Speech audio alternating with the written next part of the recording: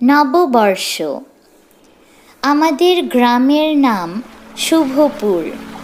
গ্রামের এক পাশ দিয়ে নদী বয়ে চলেছে, আরেক পাশ দিয়ে রেল লাইন।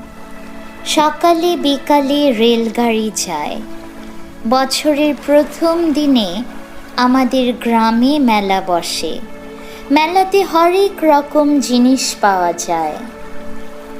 ছোট চাচার সঙ্গে আমরা মেলা দেখতে গেলাম। চাচা বললেন, আজ পয়লা বৈশাখ, শুভ নববর্ষ, আজ সবাই খুব খুশি।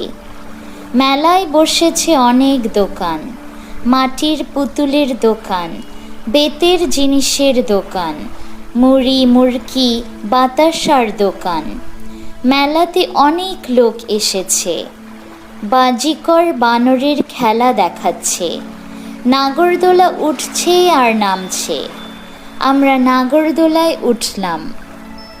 আমার একটু একটু ভয় করছিল।